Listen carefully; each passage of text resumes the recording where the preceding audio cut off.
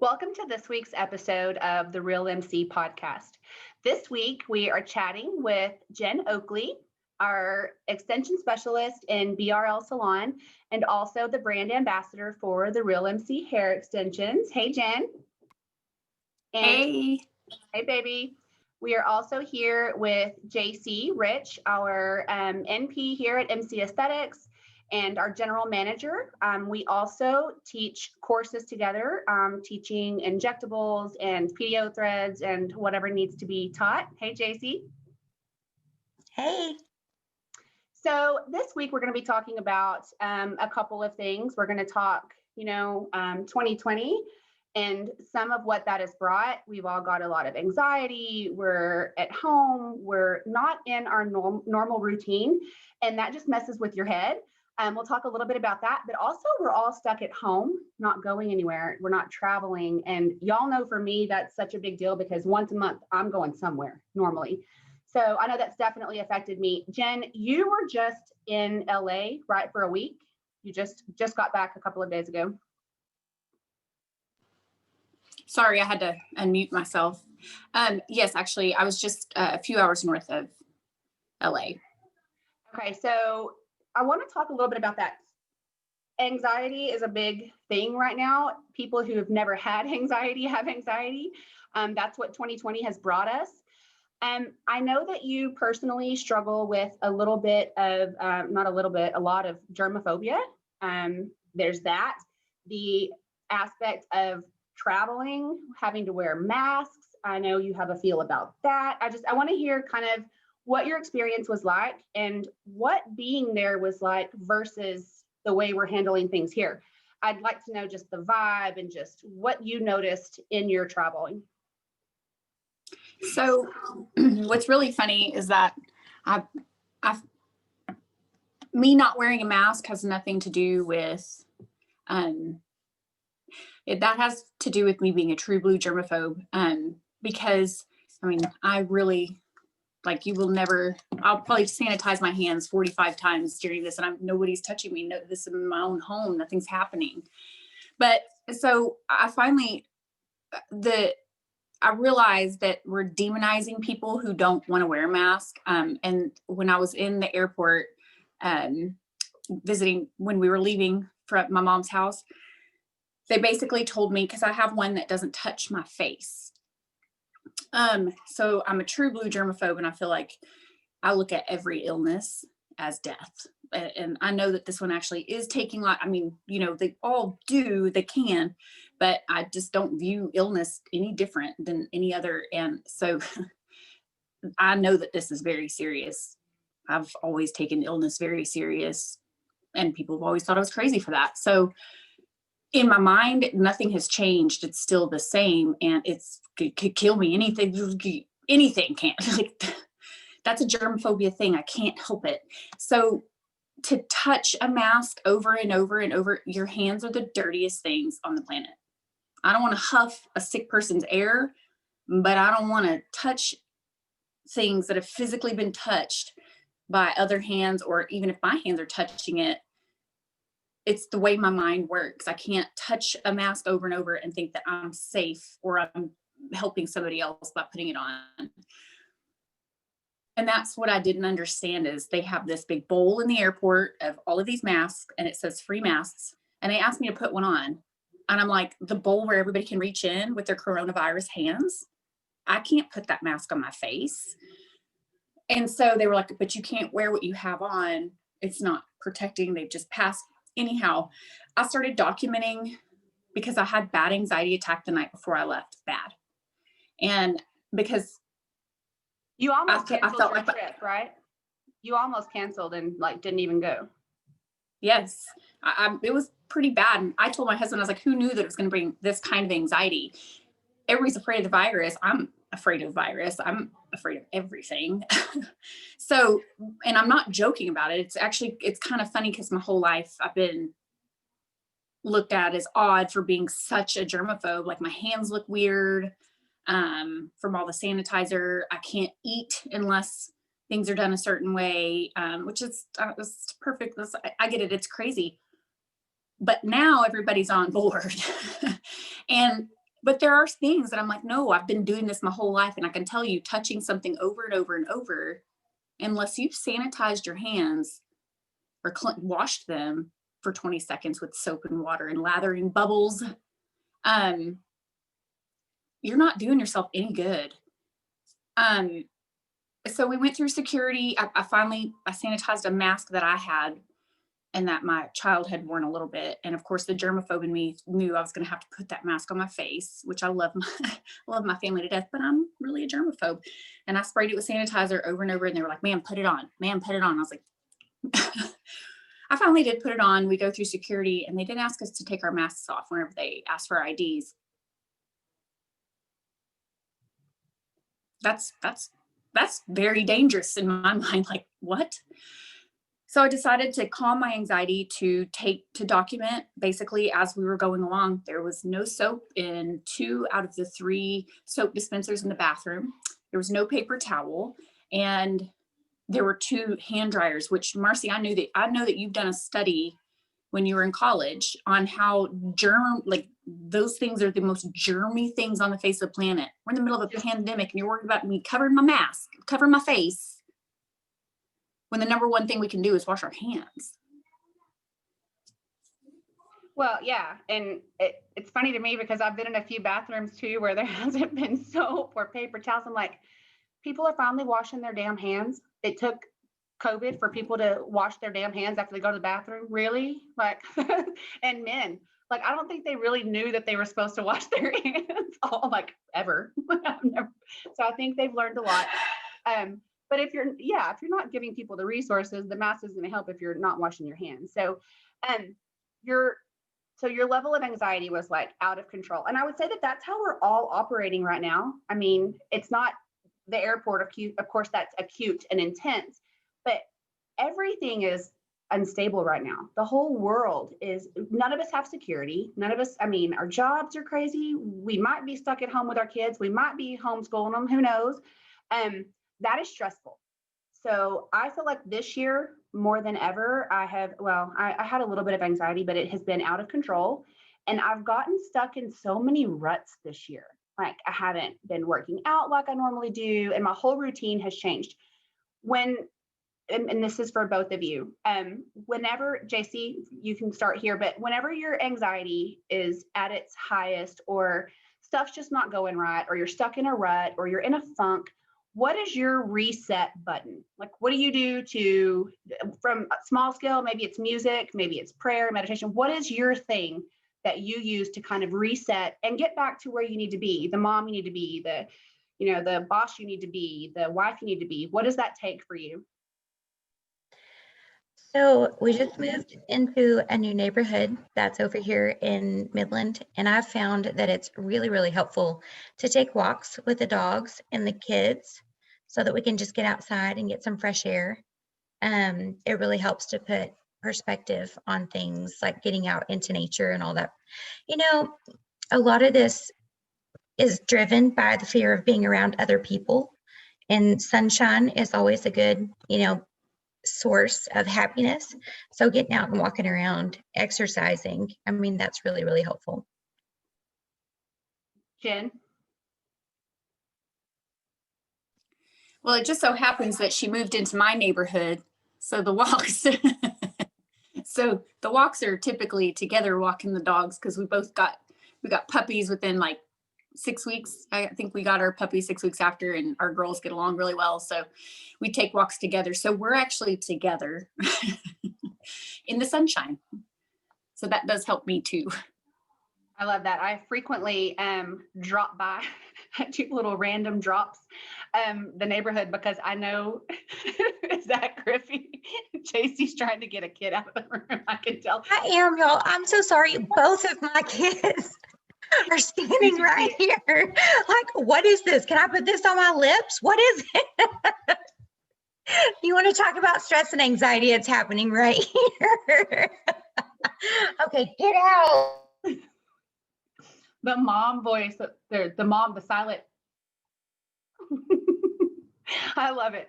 No, I love dropping by y'all's neighborhood because seriously guaranteed, I know that I'm going to see one of y'all outside and be like, hey, what are we doing? Like I can just swing by and somebody's outside doing something. I love that. I think for me also, y'all know I love to be outside. I would sleep outside if it's perfect temperature.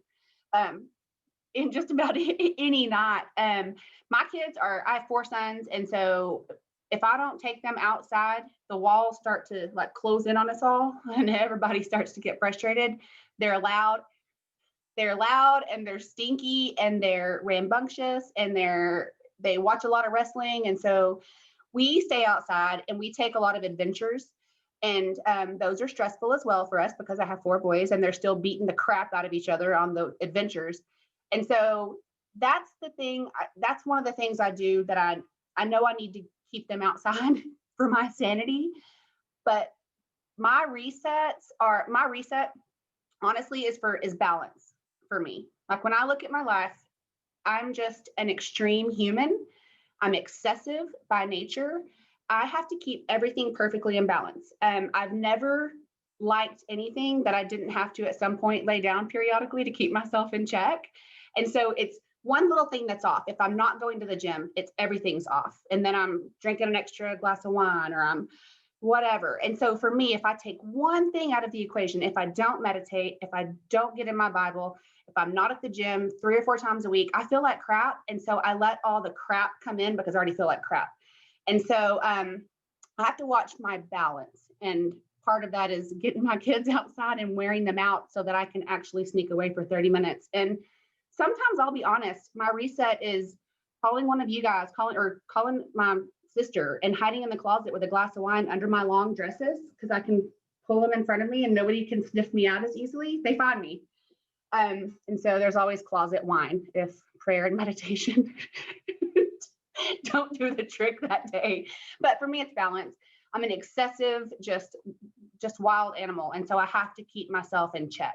And sometimes that's making myself go to 2 days so that I can punish myself to where 1 or 2 workouts during the week time aren't so bad.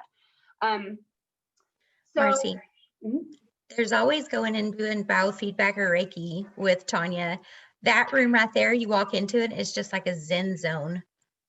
Well, I have to. That's my jam every Tuesday and Thursday. So like I said, meditation for me is huge. And when I meditate, I start out by praying. Every single meditation that I do is I start out by just talking to my God.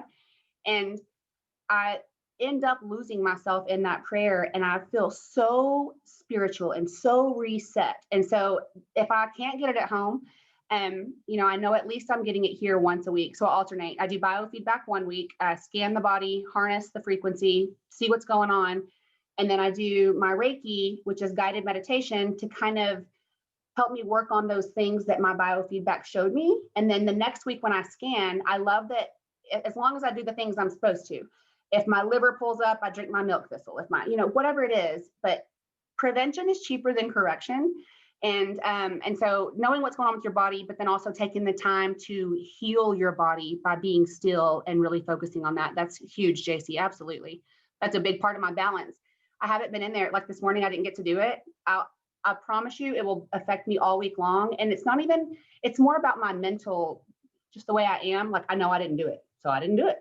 And that affects me. Now it's just the week is screwed. The week is over. I can't work out. I'm going to drink a bunch of wine. It's all or nothing with me for sure. Today I did the raindrop therapy. Do you know what happened? I've never done it. It's brand new. And so I would love for you to take a minute and tell JC and I about it. Tanya was explaining it a little bit earlier, but I have not, because I missed my appointment this morning. We were going to do it. I've not done it yet. So I'd love for you to fill us all in.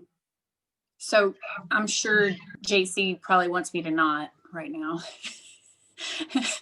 because she kind of already heard a little bit of it earlier. So first of all, it's amazing. You feel amazing. It's the essential oils and reflexology, and it kills all the viruses and bacteria in your body. And it's good energy. It's dropping the oil in there. The oils are really good. They're actually really awesome, come to find out. But she drops them from 6 inches. She'd have to explain. I'm going to mess it all up. But while we were in there, go ahead. Oh, okay. Not a good unmuter. No, I was just going to say that she was saying that a lot of like ancient shamans and current shamans, they believe that whenever you drop the oils from 6 inches away from the body, that as long as the energy is right in the room and you've done the work to prepare the energy prior to the treatment, that the oils collect the energy from the air. That's I did catch that earlier. Sorry. No, that's exactly right. So what was that? I don't want to talk about it anymore. It was just a little bit of feedback, Jen. You're okay. Okay. So I'm like, oh no. It was actually really cool though. But we definitely harnessed some serious energy. I actually called one of our friends, Kelsey, and talked to her about it afterward. And I just was like, because I was like, this is what happened. This is what went on. And she said that essential oils carry a lot of, especially when they're really high, like grade, I guess, or they carry high frequencies, or they can, and the frequencies that they let off can be detected by a machine. And so I kind of just explained that we were hearing different sounds. And so anyhow, JC knows. And so she said, well, that's not necessarily a bad thing, especially if that's what y'all were doing.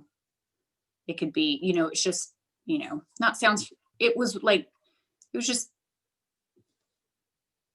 it was different, but it was really relaxing. It was really exciting, and you could feel the energy. Well, and here's the deal. In Tanya's room, everything is really relaxing. The energy is so good in there. I mean, it has a smell in there. It just smells so like spiritual. If there's a spiritual smell, it's Tanya's room. But anything that she does in there is magical, and it's all energy healing. Most of what she does is energy healing. But I leave that room, no matter what I'm doing, I leave that room feeling very different. I feel like something happened. And again, it gives me a minute to just stop and be still, something I don't do very often. And just to relax like that, have someone give you all the things that aren't at your house. You don't have the music at your house. You don't have the smell. You don't have the oils. And it's just a whole different experience. But what it does for me is I take what I learn in her room, and then I try to incorporate it like into my own meditation, my own life. And so Garrett's always crying because it smells like sage, and so I try to take it and incorporate all of that into my home. And that's where I feel like Tanya helps me the most, is my home life. I feel like I take that calmness back home with me. I leave more calm. And so when I miss a Tuesday, it's like tragic for me. I'm glad that you did the raindrop therapy. That's actually my next, that's what I'm going to do next. I've got to try it. So JC, have you done the biofeedback and the Reiki with Tanya? I haven't done the Reiki with Tanya, but I have done the biofeedback. That is one of my favorite things that she has in that room. I did it a couple of Fridays ago, and it is seriously the most relaxing thing I think I've ever sat through. And you feel so good afterwards. Like, it changes your energy. I know that sounds so weird, and a lot of people don't believe in that, but it really does. I slept so good and was so relaxed afterwards. It was awesome. Oh, 100%. Whenever I do biofeedback, I can actually, like, you feel tingles. You feel it moving through your body. You feel that physical part of it. But some of the things that I have, like, that machine pulls up, I'm telling you, like, nobody but me and my mama and Jesus would know. And sometimes it can be so simple, like, and it's funny because if something hurts before I go in there, I know 100% it's going to be the first thing that pulls up on my biofeedback. And it's so accurate. And like you said, I get tingles all over my body. And the second I'm done, I'm like, hurry, Tanya, I gotta pee. Hurry, I gotta pee. Like, it makes me pee. It just does something to you. But Reiki does the same thing to me. It's just a little more of a relaxing meditation type treatment, more of focusing on you and your spirituality, your soul, healing, and just kind of getting still. But biofeedback is a great way to get ahead of your health. If you know what kind of precursors you have, and what kind of predispositions you've got, you can adjust now and not wait until you're too far gone and need an overhaul or medicine or surgical intervention. Now's the time to see what kind of genetic environmental factors am I personally struggling with, and what can I do to fix it? That's what biofeedback is about, is getting ahead of your health and that whole prevention's cheaper than correction mindset. Yeah, that's what, so, medicine, I think that we forget to focus on what happens before the illness presents itself. We need to focus a lot more on prevention and maintenance of our health. And you can do that with biofeedback because it identifies things that are going on that you may not actually sense just yet. What I love that. And I think as medical people, like you said, we do have a tendency to how do I fix this? And it's medicine or search, like those are the options. And I feel like that has kind of changed. There's been a huge shift. I feel it more this year because sick people aren't as sick this year as they were before. I'm just gonna say they're not that sick now. But I like the fact that that if something's going on or whatever, like I said, you can get ahead of your health, and biofeedback is the way to do it. We tend to want to put a Band-Aid on, right now after the problem's here. We're not talking to you 20 years before you got that, whatever it is. And that's what biofeedback is. And I think that this is just a really good example. I think our whole facility is a fabulous example of what can happen positively whenever you combine traditional and holistic medicine, holistic healing. They should be used in conjunction. One doesn't fix everything. One of the two, you need them together. And I think that's what we're doing up here. And I love that. This year, we're talking about biofeedback and all the things we do up here. This year everybody knows what happened this year. We weren't working. We were trapped in home, even when you are at work, people are scared to spend money, especially right now in West Texas. What as a small business owner, as an entrepreneur in the middle of COVID, I would love to hear just how you feel about what's going on and what kind of things you think are important to incorporate. Jen, if you don't work, you don't make money, right? I mean, that's what happens when you're self-employed. JC, if we're not teaching classes and doing Botox, we're not making money, right? And that's kind of what this year's looks like. We've been very lucky up here. And, I feel like everybody is in a mode of survive, not thrive right now. But again, I would love to hear kind of your feedback on what's been going on and what that looks like for a small business owner, for an entrepreneur in 2020. Sorry, I'm kind of delayed on the muting, but either unmuting.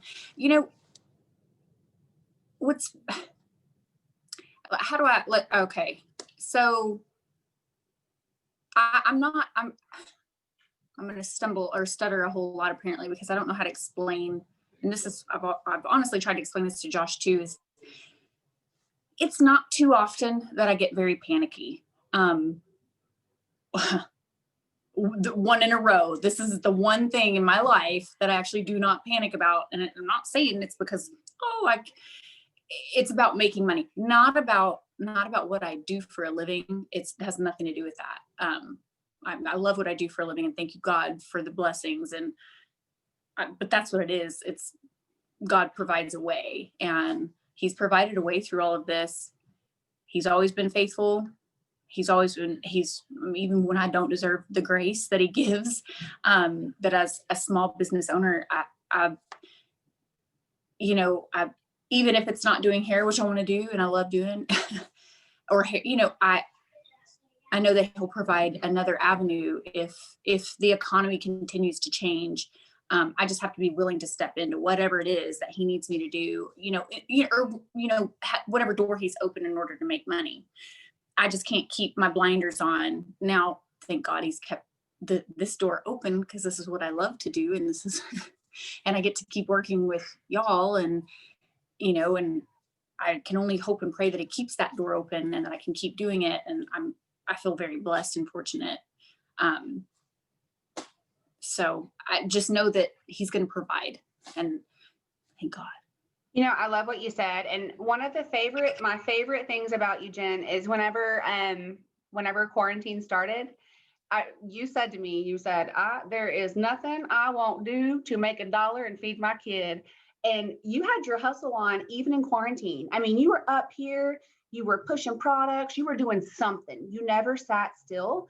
And JC, same. I mean, we were the last of the Mohicans up here. We were the last two stabbing faces up here. we're just a two-man show, man. And that's what it takes. I think that this has shown us that you can't get comfortable. You have to still keep that hustle just bubbling right below the surface and ready to go at any time, because you don't know what's going to happen. And when you are solely responsible for the dollars that you bring in to help your family, that's very scary when that starts to get affected.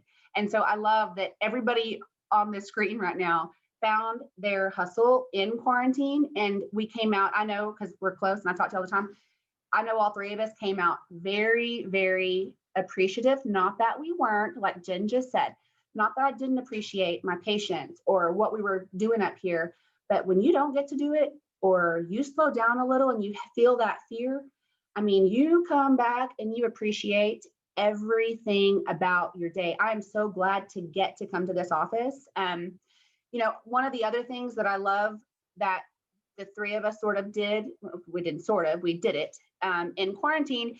Part of that diversification and those changes that we made were really developing more. We always did it, but the educational aspect of our facility.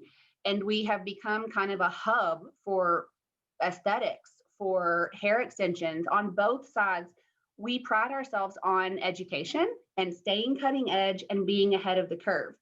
How important, and JC, I would love for you to talk about our classes coming up. We've got some in January, but just kind of talk to me about the importance of that and why you each felt like that was such an important shift that we needed to make.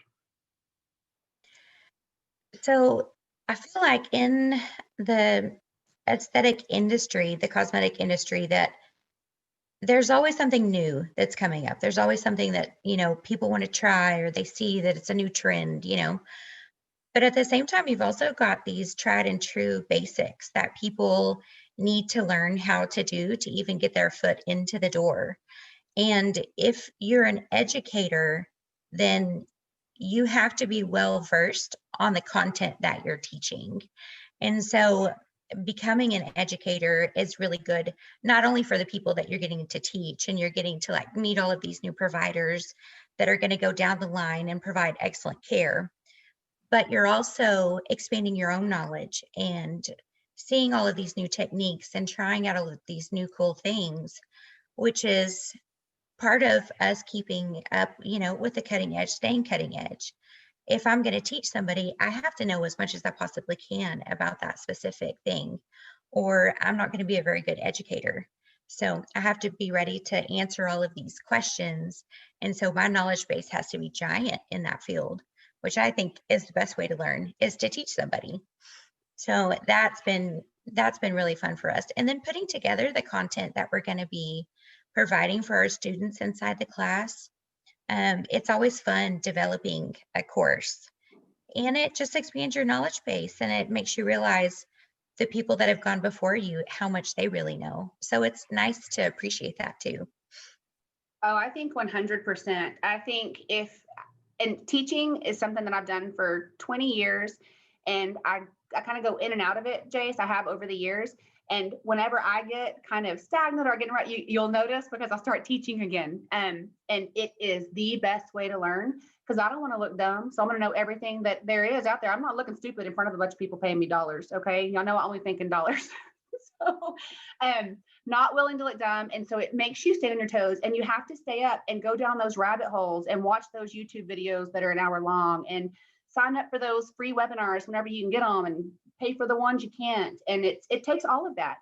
I love being an educational hub out here in West Texas, because it sets our standard for us it's more about that for me, honestly, and always has been. It keeps me on my toes, and I know I'm on my game. I think that medicine is an area where if you allow yourself, you can sort of do what you do, and that's the way you do it. And it's an ever-changing organism, and you have to adjust, and you have to change when it changes. And when you shift from not so many fillers to hold our face up in our mid-face to PDO threads, and we stop putting a Band-Aid on the symptom of a problem, and we start going into the guts of the problem, that's what we're doing here years before anybody else is even knowing that it's out there. And that makes me so excited. And that's part of what makes me excited to come to work. We're not just an educational facility on the aesthetic side. We are on the salon side. We actually started our classes on the salon side up here. And we have a salon it's a small, intimate salon, just full of experience, like 20 years of experience, hand-tied hair extension specialists, color specialists. We have, all these girls teach, they have background in education as well. Wendy, she's always catching a plane to fly somewhere and teach artistic, Tara and Misty, they've both done education in the past, but I love that is sort of what sets us apart. Jen, you kind of head the hair extensions and the brand ambassadoring of all the hair extensions. How important do you feel like, we've talked about how it is in medicine, but in the hair world, I feel like it is just as rapidly changing as aesthetics. What do you think about educating, and why do you do it? Well, like you said, here's the deal. I never claimed to know everything. So I know I can always learn something from my peers. You can learn something from somebody who comes in, just like y'all were talking about. I feel like teaching is harder for me because I also have a hard time explaining what I'm doing.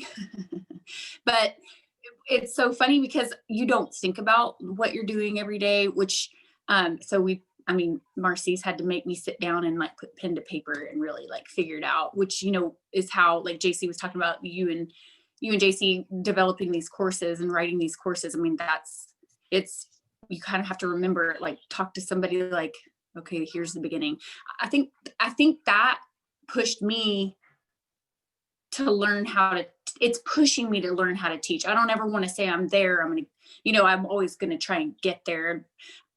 But it's been that's honestly been very fun for me, because you basically telling me that you've got to sit down and write out, like, think about it as if you're brand new and you don't even know what to do with your hands. So that's been fun for me. I love that. I love what you just said.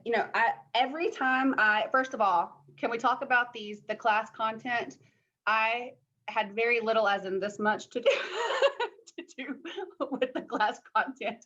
I'm not gonna lie. I'll teach y'all some real good stuff when y'all get here. Okay. Thank you, JC. The content's really amazing. Same on the hair too, Jen. Same. Yeah. I'm like, hey, Jen, can you sit down and write all the content for the class, please? So that's what I did.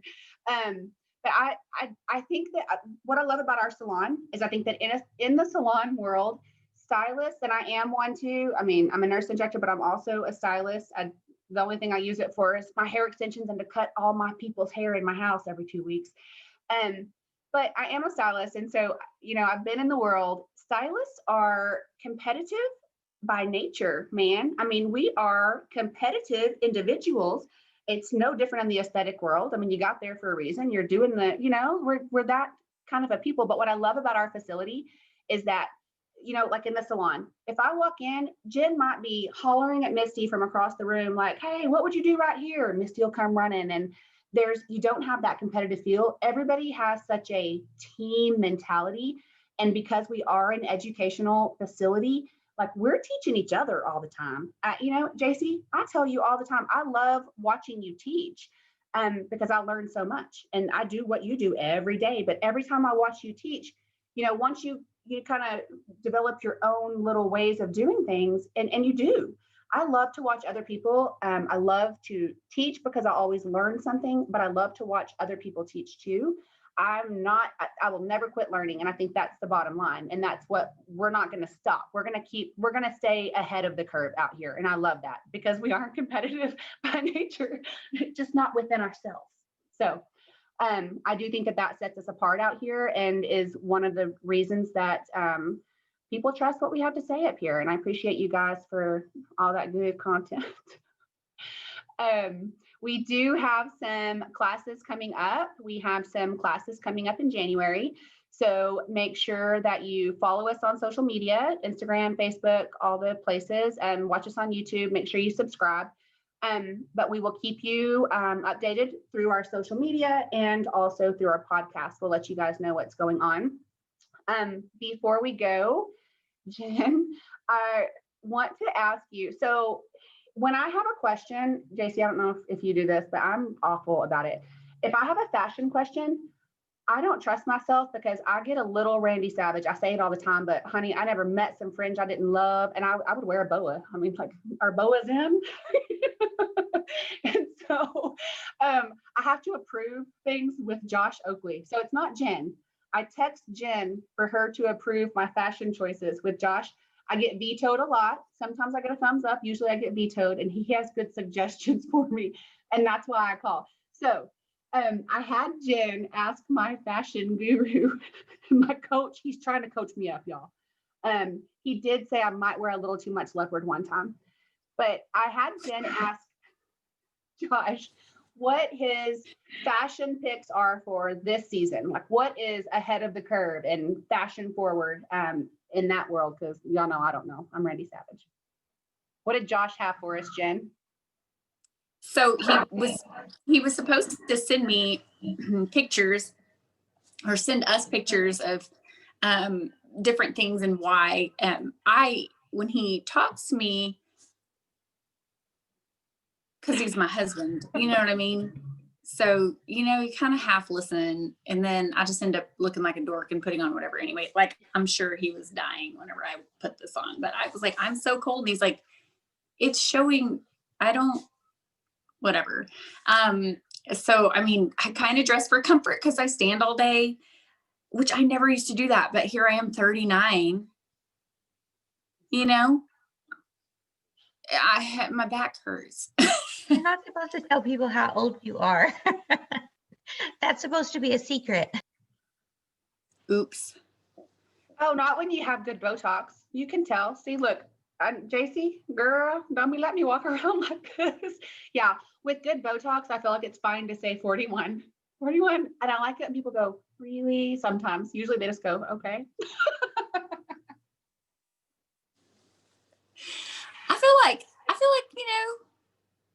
I feel like I have, look at who I'm on Zoom with.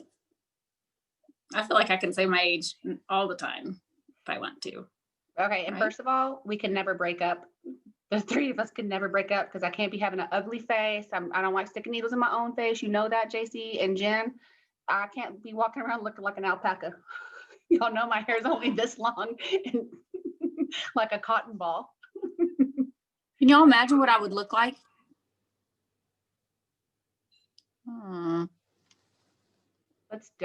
Let's just keep a lot of Dysport in our freezer, threads handy, and lots of extensions ready to go. So tell Josh to tell me what I'm supposed to wear this season whenever he gets a chance. But did he tell you anything? He did say the sweater dress, like he was digging that with the thigh high boots. He's always into anything like that's like the what is it? The like the fitted jacket, like the blazers. Goodness. I have 1,000 blazers and I couldn't even think of the name, but yeah, like the blazers. He's always into like the super professional look, but with like the low key name brand, like things here and there. Which I actually think that you're really good at. And I've actually had a lot of comments on different videos of, which is funny, which I'm just going to go ahead and call you out because like, I think it's great. But like, so I've had somebody say on TikTok, like, oh, do you think, would they say something about, you did something, you dropped an earring, and when you came back up, they just commented like, oh, I don't know if that Rolex fits, it looks big. Or I don't know about the Rolex face, it looks big. And I'm like, it's a big one. But what I'm saying is that it was low key. Like I didn't even see that in the video, but like there's some people with that eye. And so that's what Josh is like, that's, that's what you, like we were watching Uncle Buck the other night and he's like, is he wearing a Rolex? He's wearing a Rolex. I mean, Uncle Buck is like a housewife for the week or whatever. And Josh picked up that, when he was dressed nice, he's like, look at him with his sweater vest and his collared shirt and slacks. And Josh noticed that he had a Rolex on. I'm like, in a 1989 movie. So you got to do it, but do it in a subtle way. Like throw in the name brand stuff, but don't come in with your big Gucci earrings and your Gucci belt and your Gucci breath and your Gucci shoes and your Gucci, like Gucci up, like sprinkle the Gucci. Okay. My watch is big because I tried to buy a man's and Cody talked me off the ledge. This was the biggest woman's I could find. I feel like if you're going to be big, everything has to be big. Sorry, lady. She didn't like that big watch. Tell Josh thank you, and to keep us posted on what's going on. I like to pick his brain and our Paige's brain. I like to corner her in the break room and be like, what are you buying right now? What'd you buy today? So we'll have her on in a couple of episodes and get her to talk about her fashion choices. She always looks like Barbie. So dang cute. Thank you guys for doing this week. Next week, we are going to actually change things up a little bit, and that's what the podcast will be from here out. I want to show you guys the entire process of the Aqua Gold procedure. We call it the Golden Cocktail at MC Aesthetics. It is amazing, something that you can do a couple times a year, has no downtime, but is huge for the skin, changes the skin in a huge way. You've both had Aqua Gold, haven't you? Yes, I love the Aqua Gold. I think that that's one of my favorite treatments I've ever done for my skin. Absolutely. I love the Aqua Gold. Love. Okay, so next week we'll just do a real quick demo. I'll kind of tell you guys what that consists of, what goes into it, let you see the procedure so that it's not such a scary unknown thing whenever you see us talking about it on our social media. And it has PRP in it, and so it's very regenerative and very healing, and so it just really doesn't have any downtime. A little dryness is really all I ever get with it. So I will show you that next week. Make sure that you subscribe and follow us on all of our social media platforms, and we will see you next week. Thanks, guys. Bye, Griffey. She had to do a cameo like the entire time. Bye, sweet baby. It's working, Mom. I mean, what can I say? This is COVID 2020, right? Love you, baby. I'll see y'all later. Bye, guys.